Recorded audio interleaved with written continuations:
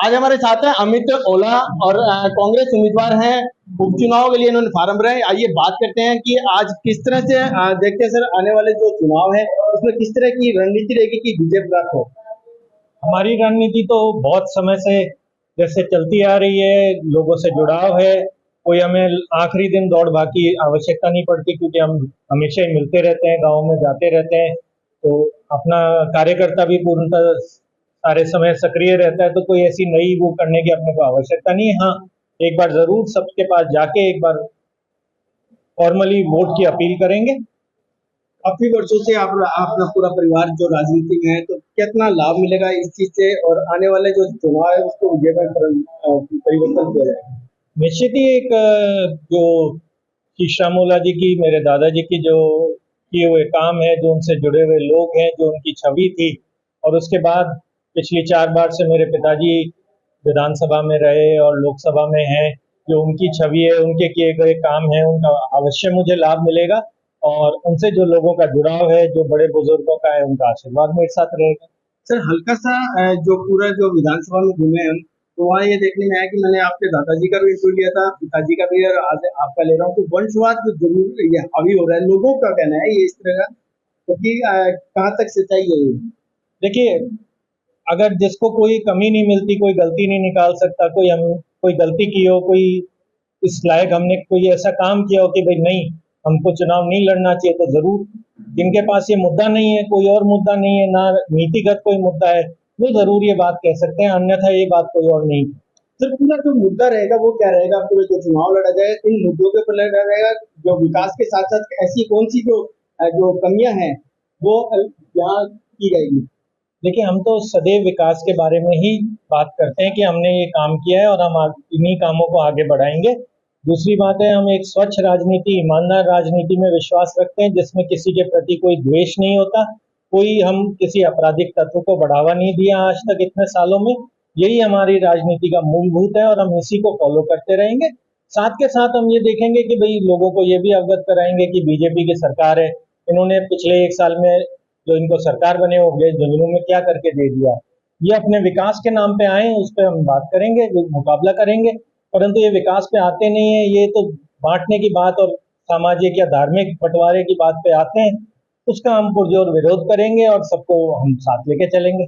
ऐसा कौन सा काम जो दादाजी ने जो चाहते थे वो नहीं हुआ, पिताजी के बाद नहीं गया, जो आप करना चाहेंगे। देखिए, उनके किए हुए तो बहुत से काम हैं जिनको जो कुछ अधूरे पड़े हैं, जैसे कि अपना हाईवे का है, पर चलिए ये तो एक प्रक्रिया है, उसके तहत चल रहा है। एक मुख्य काम है जैसे जो अपना ओवरब्रिज है रेलवे का, जिसके कारण झुंझुनू का एक तरफ से एक गला ही घुटा हुआ है, एक तरफ ये मानिए उस तरफ बढ़ ही नहीं पा रहा है शहर।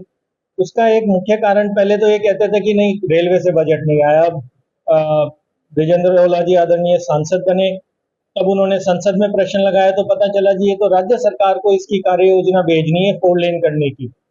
और चूंकि उसके बाद से अपना कोई विधानसभा में सदस्य नहीं है, तो अब इसकी अपन पुरजोर मांग उठाएंगे, जवाब मांगेंगे कि भाई ये आप फुटबॉल मत बनाइए, काम करिए, ये आपका राज्य सरकार का काम है, इसको करिए तुरंत। प्राथमिकता ये रहेगी, पेयजल की समस्या जो थोड़ी बहुत है शहर की, वैसे काफी हमने ठीक की है। कुम्हाराम आर्य परियोजना से जल लाके उसको भी आगे और विस्तृत करवाएंगे। और मुख्य काम ये रहेगा अपना कि सरकार पे एक अंकुश रखना और उनसे जुड़ने के साथ, क्योंकि भाजपा हमेशा सौतेला व्यवहार करती है, क्योंकि वो यहाँ से जीतती नहीं है, उस चीज को अपन दूर रखने की कोशिश करें। पिछले यदि तीनों चुनाव देखें तो भाजपा के अंदर अंतर चलने के कारण कोई ना कोई खड़े हुए हैं, तो साथ में वोट भी टूटे हैं उनको, लेकिन इस पर एक जगन पर बैठा हुआ नजर आ रहा है भारतीय जनता पार्टी। तो क्या लगता है कि इस बार जो चुनाव होगा वो बड़ा टक्कर हो दे सकता है। नहीं, कोई भी चुनाव अपन हल्के में नहीं लेते हैं, और ऐसा नहीं है। देखिए, लोकसभा चुनाव था वो आमने सामने की लड़ाई थी, उसमें भी अपन झुंझुनू से 16,000 से लीड ली, जिसमें कि हमने झुंझुनू में एक दिन भी प्रचार नहीं किया। बिना प्रचार के ये हाल था कि हमारे कार्यकर्ताओं ने केवल अपने दम पे ये कार्य किया, तो ऐसा कुछ नहीं। और रही बात भाजपा के एकजुट होने की, तो देखिए सीएम या सरकार का कोई डंडा है, उसमें कोई एक जगह बैठे दिख सकते हैं, अगर वो अंदर से एक हो वो एक अलग बात है, वो तो समय बताएगा। सर लास्ट कुछ समय ओला परिवार और मेहर ये हमेशा से जुड़ा हुआ शब्द है। तो क्या लगता है कि आगे आने वाले समय पे नहर का मुद्दा जो है वो शांत हो जाएगा। नहीं नहीं, शांत क्यों हो, और शांत होना भी नहीं चाहिए। और रही बात इसकी, पद्मश्री शीशराम ओला जी ने 1994 में नहर के बारे में विचार किया। 1996 में वो मंत्री बने जब जलदाय, तो उन्होंने इसकी एक कार्य योजना बनवाई। तब कोई ये सोचता भी नहीं था कि झुंझुनू में कभी नहर की आवश्यकता पड़ेगी।